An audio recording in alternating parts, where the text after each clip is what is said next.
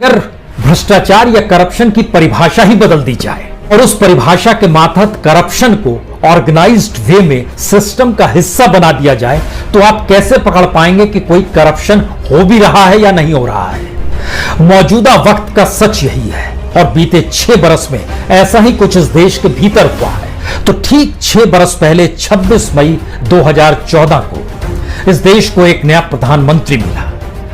उस प्रधानमंत्री के कार्यकाल के इस 6 बरस के दौर में आज हम दरअसल आपको उस नब्ज को पकड़वाना चाहते हैं जिसके जरिए आप समझ पाए कि दरअसल करप्शन की परिभाषा अगर बदल जाएगी तो फिर इस देश के भीतर क्या कुछ हो रहा है इसकी जानकारी आप तक आएगी नहीं। सरकार खुद को ईमानदार कहेगी और ईमानदारी का तमगा लेकर जब वो चलेगी तो आपके पास कोई जानकारी ना तो आंकड़ों के तौर पर होगी ना वो फैक्ट्स फिगर होंगे, क्योंकि सीबीआई जांच नहीं कर रही है, सीवीसी किसी को दायरे में नहीं ले रहा है, सीएजी कोई रिपोर्ट नहीं दे रहा है, आरबीआई खामोशी बरते हुए है, सुप्रीम कोर्ट में मामला जाता है तो वो फिर अपने तौर पर खारिज हो जाता है। फिर आप चीजों को कैसे जान पाएंगे? तो इस 6 बरस के कार्यकाल के दौर में हमें लगता है कि आज हम उस बैंकिंग सिस्टम को पकड़ना चाहते हैं जिस बैंकिंग सिस्टम को बैंकरप्ट इस दौर में कर दिया गया। उसके बाद राष्ट्रीयकरण करने के बाद एक जिम्मेदारी सरकार की हुई, लेकिन मौजूदा बैंक में उसी बैंक को एक टूल बनाया गया। इसी बैंकिंग सिस्टम को सरकार ने अपना एक हथियार बनाया है और उसके जरिए इस देश की इकोनॉमी से जो खिलवाड़ हुआ, जो हो रहा है, और आरबीआई भी कितना खोखला अंदर से हो गया, जहां किसी तरीके का कोई संकट आ जाए तो वह आज निपटाने की स्थिति में नहीं है। और इस देश के भीतर की इकोनॉमी इतनी डामाडोल हो गई कि अब कारोबारी ही बैंक से लोन लेना नहीं चाह रहे हैं। लोन वह लोग ले रहे हैं जिनके घर की रोजी रोटी चल जाए किसी तरीके से लोन लेकर। यह स्थिति इकोनॉमी की है। और दूसरी तरफ सरकार अपने तौर पर कहती है कि बैंक जिसे मन चाहे लोन दें, उनके खिलाफ ना सीबीआई काम करेगी, ना सीवीसी कुछ देखेगा, ना सीएजी कुछ, यानी कोई जांच प्रक्रिया से वो छोड़ दें, क्योंकि सरकार गारंटी लेगी हर चीज की, वह लोन दें और इकोनॉमी को कम से कम चलाने की स्थिति में तो लाएं। यानी इकोनॉमी इतनी डूब गई है कि बैंकिंग सिस्टम को आप अब करप्शन की दिशा में ढकेल भी रहे हैं। और इस देश के भीतर में जो अलग अलग इंस्टीट्यूशंस के चेक एंड बैलेंस होते थे जिसके जरिए बात सामने आती थी कि फला ने करप्शन किया है, सीएजी की रिपोर्ट आई तभी तो 2G और कोयला घोटाले या कॉमनवेल्थ की जानकारी आई। अगर वो नहीं देती तो फिर क्या जानकारी आती? इसी दायरे में आज आपको हम एक ऐसे सफर पे लिए चलना चाहते हैं जिसके जरिए आप समझ पाए कि इस देश के भीतर में इस 6 सालों में हुआ क्या है और किस तरीके से मौजूदा वक्त में हम जान भी नहीं पाएंगे और करप्शन हो जाएगा। जान भी नहीं पा रहे हैं और करप्शन हो रहा है। इस परिस्थिति में हमें लगता है कि बैंक फ्रॉड की एक स्थिति आपके सामने पहले रख देते हैं। इस देश के भीतर में बैंक फ्रॉड सबसे ज्यादा बढ़ते चले गए, लेकिन शुरुआत में हमने जिक्र आज लोन का किया है, क्योंकि सरकार ने अपने तौर पर बहुत साफ कहा कि दरअसल किसी भी हालत में लोन देने का फैसला अगर गलत साबित होता है, नुकसान होता है, तो किसी भी बैंक के अधिकारी को दोषी ना माना जाए। जो भी अतिरिक्त टर्म लोन है, जो भी वर्किंग कैपिटल है अतिरिक्त, वो बैंक जिसे मन चाहे जो योग्य है उसको दे दे, कोई कार्रवाई नहीं करेगी। सरकार इसकी गारंटी ले रही है।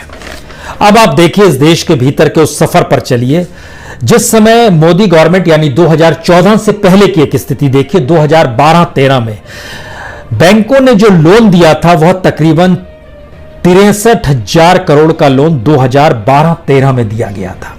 13-14 यानी मार्च 14 तक जो लोन दिया गया था वो 65,000 करोड़ का लोन दिया गया था। और 14-15 से बैंकों द्वारा लोन दिए जाने की तादाद बढ़ जाती है।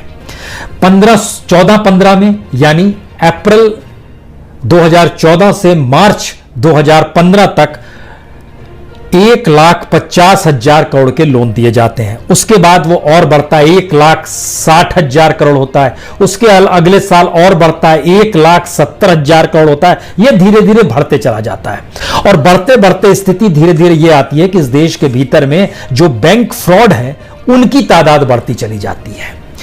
बैंक फ्रॉड इस देश के भीतर में मोदी सत्ता आने के बाद 2014 से 2017 का अगर एक डाटा देखिए, क्योंकि इसकी जानकारी पहली बार पार्लियामेंट में दी गई थी और पार्लियामेंट में कहा गया कि इन 3 साल में सरकार ने कहा 2015, 2016, 2017 में तकरीबन 5200 इंप्लॉइज जो बैंक के हैं उनके खिलाफ कार्रवाई की गई है। यानी जो फ्रॉड के मामले हुए हैं उनको लेकर कार्रवाई की गई है, और नंबर ऑफ फ्रॉड्स जो हुए थे वो लगभग 8622 फ्रॉड हुए थे। यानी देखिए लगातार बढ़ रहा है। इसमें सिर्फ पब्लिक सेक्टर का जो था 2018-19 में वो 64,509 करोड़ का सिर्फ पब्लिक सेक्टर बैंक का था। अब यहां पर सवाल है कि आखिर वो कौन सी स्थिति है जिसमें इस देश का एनपीए बढ़ भी रहा है, एनपीए बीच में घट भी जाता है, और एनपीए आने वाले वक्त में बढ़ भी जाएगा। इसकी बात भी सरकार कहने से नहीं चूकती है। लेकिन एनपीए बढ़ता है कि आपने कर्ज गलत व्यक्ति को दिया, वो कर्ज नहीं लौटा पाएगा, इसकी जानकारी आपको पहले थी या नहीं थी? मेहुल चौकसी या नीरव मोदी को जो आपने लोन दिया वो नहीं लौटा पाएंगे, इसकी जानकारी आपको थी या नहीं थी? लेकिन आपको जानकर यह भी हैरत होगी कि जो बैंक के अधिकारी थे उनके खिलाफ कार्रवाई होनी बंद हो गई, जबकि आंकड़े खुद बतलाते हैं कि बैंक के खिलाफ एक वक्त सीबीआई एग्रेसिव थी, सीवीसी काम कर रही थी, सीएजी रिपोर्ट दे रही थी, हर कोई अपने तौर पर काम कर रहा था। फिर यह रुख क्यों जाता है? और सरकार ने नियम कायदे कुछ इस तरीके से बनाए जिसके जरिए सीबीआई, सीवीसी, सीएजी, आरबीआई यानी रिजर्व बैंक ऑफ इंडिया और बैंक के जनरल मैनेजर्स मिलकर ही एक कमेटी बना लें और उस कमेटी में ही तय कर लें कि कार्रवाई करनी है या नहीं करनी है। यानी फ्रॉड हुआ ठीक है, बैंक अधिकारी उसमें शामिल है ठीक है, लेकिन उस मामले को कैसे दबा दिया जाए, इसके लिए प्रक्रिया 2016 से शुरू हुई और 2019 तक भी यह जारी रही कि इसे इस रूप में किया जाए। हम उस स्थिति पर आए उससे पहले, चूंकि बैंक फ्रॉड का जिक्र हम लगातार आपसे जो कर रहे हैं और मौजूदा वक्त की स्थिति इकोनॉमी की इतनी बिगड़ गई है कि अब यहां पर कोई कारोबारी लोन लेना नहीं चाहता है और इस देश के भीतर में घर चलाने के लिए लोग लोन लेने की स्थिति में आ गए हैं। 2019 में अगस्त के महीने में 50 करोड़ से ज्यादा के जो बैंक फ्रॉड हैं उसके लिए advisory board for banking fraud एक बनाया गया और इसके मातहत तमाम अधिकारियों को सामने लाया गया और 4 सदस्यीय कमेटी बनाई गई। इसमें आरबीआई के अधिकारी भी शामिल हो गए और उन्होंने कहा इस मामले को जल्दी से जल्दी अपने तौर पर निपटा दे, ये मामले सीबीआई के पास नहीं जाने चाहिए। सीबीआई को कुंद कर दिया गया। सीबीआई का एक अधिकारी वहां बैठता जरूर था, उससे पहले सीबीआई जांच कर रही थी, चार्जशीट दाखिल करती थी, एक प्रक्रिया थी, सजा होती थी, लेकिन इस झटके में इन चीजों को बदल दिया गया। तो अब वहां पर जो भी अधिकारी था वो सीबीआई का अधिकारी था, ईडी का अधिकारी था, इनकम टैक्स था, आईएएस अफसर बैठे थे, यह केसेस को अपने तौर पर निपटाने लगे।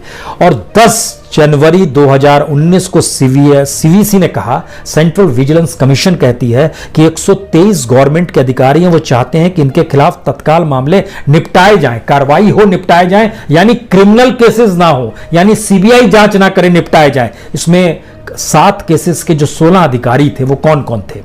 Department of personal and training से जुड़े हुए अधिकारी थे, कॉर्पोरेशन बैंक के अधिकारी थे, एसबीआई के अधिकारी थे, पीएनबी के अधिकारी थे, बैंक ऑफ बड़ौदा के अधिकारी थे, सिंडिकेट बैंक के अधिकारी थे। इसकी जानकारी इसलिए बड़ी महत्वपूर्ण है क्योंकि जब आप मामले को सेफ्टी वॉल्व के तौर पर अपने आप को ले लेते हैं कि करप्शन के मामले लोगों तक नहीं जाएं। इससे पहले क्या होता था कि करप्शन होता था तो डिपार्टमेंट जांच करता था, उस डिपार्टमेंट के भीतर भी करप्शन होते थे, इससे भी इनकार नहीं है, लेकिन आपस के कंट्राडिक्शंस करप्शन को सामने ले आते थे, या फिर कोई ईमानदार ब्यूरोक्रेट चीजों की जानकारी देता था, मीडिया उसे दिखा देती थी, पॉलिटिशियंस उसको अपना पॉलिटिकल टूल बना लेते थे। लेकिन इस प्रक्रिया में नियम कायदे ऐसे बना दिए गए कि हमारी इकोनॉमी ही ठहर जाएगी। हम तो इसी में फंस कर रह जाएंगे कि सीबीआई की जांच में फला मैनेजर फंसा हुआ है, सीवीसी के आरोप के तहत फला जनरल मैनेजर फंसा हुआ है, सीएजी कह रही है इस बैंक का कच्चा चिट्ठा ठीक नहीं है, वो उसमें फंसा हुआ है। तो उसको पूरी तरीके से डाइवर्ट कर दिया गया और नियम बनाया गया कि 50 करोड़ से ज्यादा का जो घपला घोटाला होता है उसके लिए ये कमेटी ही तय कर देगी। और इसी से निकलकर वो आती है वो परिस्थिति जिसमें सरकार कहती है और प्राइम मिनिस्टर कहते हैं हम रेड टेपिज्म में नहीं फंसते हैं, फाइनेंस मिनिस्टर कहती है आप लोग फिक्र मत कीजिए सीबीआई की, सीवीसी की, सीएजी की, आप अपने तौर पर लोन बांटते चले जाइए। लेकिन स्थिति तो बिगड़ी हुई है। लेकिन इन सारे मामले को अगर निपटाया जा रहा है और इस स्थिति में लाया जा रहा है कि कोई ध्यान कोई दे ही नहीं, तो इसका मतलब है कि अब नियम कायदे फ्रॉड को पकड़ने के लिए नहीं बन रहे हैं, बल्कि ये फ्रॉड सिस्टम इस रूप में चले जिससे इस देश के भीतर की इकोनॉमी डेवलप हो।